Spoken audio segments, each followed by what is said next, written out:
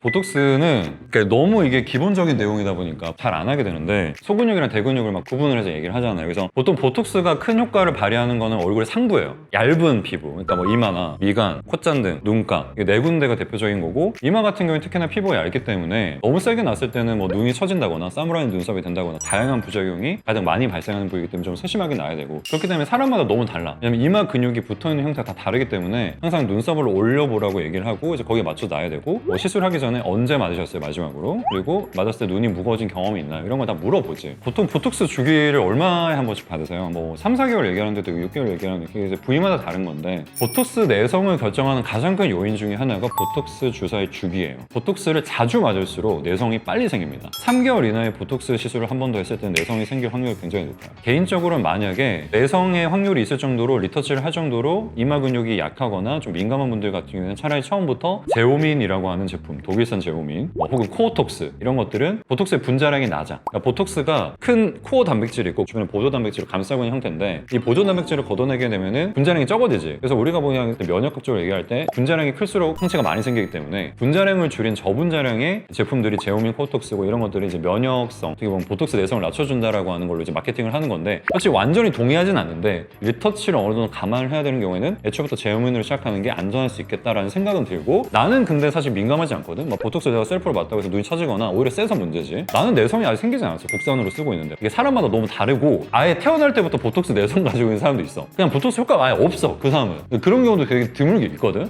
그렇기 때문에 이게 사람마다 너무 달라. 그래서 의사랑 상의를 하고, 어쨌든 제일 중요한 건 보톡스 주기다. 그래서 너무 잦은 리터치는 안 좋다. 예를 들면 한 번 맞았는데 효과 떨어서 한 달 뒤에 맞았어, 오케이 여기까지. 근데 한 달 뒤에 또 풀렸다가 또 맞는 거, 이거는 사실 나는 권장하지 않는 거거든. 그래서 딱 한 번 정도 리터치 정도면 괜찮을 것 같고, 그 뒤에는 조금 기다려보다가 한 4, 5개월 뒤에 다시 맞을 때 뭐 그 당시에 차트가 있을 거 아니야. 몇 cc 났고 그 당시에 좀 부족했기 때문에 그거보다 좀 올려서 디테일하게 놓으면 해결이 되겠지. 그래서 리터치를 너무 자주 하는 게 만사는 아니다 라는 부분이고, 두 번째는 보톡스의 용량이에요. 용량. 보톡스를 많이 넣을수록 당연히 면역 원성이 커지겠지. 그러니까 승모근, 종아리 이런 데 많이 맞지, 여자분들. 그런 경우는 거의 한 병 쓰거든. 한 병 쓰면은 뭐 100유닛, 200유닛 들어가. 그러면 한 방에 빵 때려 놓으면 당연히 면역 원성이 커지겠지. 그런 대용량의 보톡스를 요구하는 대근육의 시술은 사실은 많이 하지 않는 게 좋다, 기본적으로. 그래서 나는 보톡스를 한두 번 맞다가 승모근이 작아지지 않는다고 하면 애초에 본인이 승모를 많이 움직이는, 종아리를 많이 쓰는 생활 패턴이 있는 거고, 그럴 경우에 사실은 이제 마취통증학과 가면 신경차단소 같은 게 있어요. 차라리 그거 하는 게 나아.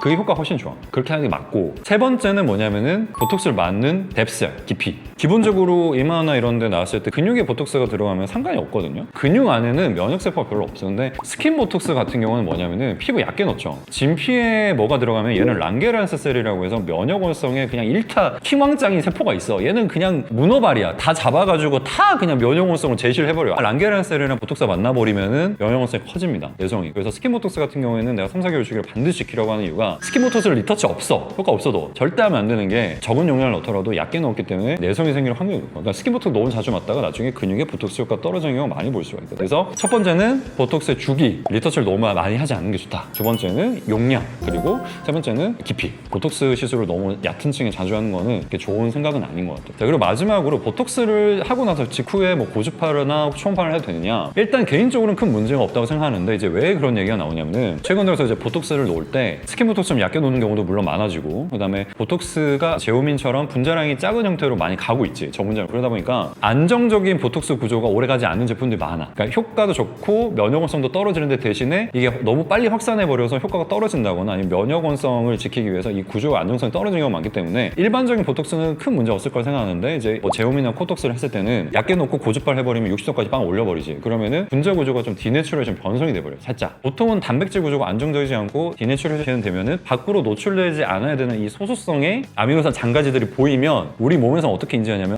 얘네 깨졌네, 프로테인이. 제거해야겠다. 그래서 그냥 분해를 해버려요. 그러니까 그런 것들 때문에 들어간 보톡스가 양이 줄어버릴 수가 있어요, 도주가. 그리고 열을 주게 되면 혈류가 활발해지죠. 그럼 여기 고여 있어야 되는 보톡스가 우리가 원하지 않는 곳으로 확산돼 버리죠. 그런 것 때문에 효과가 좀 짧아질 수 있다는 우려인데, 뭐 나는 올타이트 정도의 48도 정도까지 올리는 유니폴라 장비는 괜찮을 것 같고, 근데 모노폴라 장비는 확실히 58도까지 올려버리기 때문에 보톡스를 맞고 써마지를 하는 건 좀 그렇고, 써마지 맞고 보톡스 하면 되잖아. 순서를 좀 바꾸면 되고. 근데 뭐 하고 나서 사우나 가지 마세요. 뭐 얼굴에 온찜질 하지 마세요. 이건 아닌 것 같아. 얼굴은 아무리 내가 사우나 갔는데 얼굴이 60도까지 오르겠어? 말이 안 되죠. 그런 거는 뭐 주의사항으로 굳이 얘기할 필요는 없고, 그래서 보톡스는 이런 부분만 주의해서 맞으면 큰 문제가 없겠다.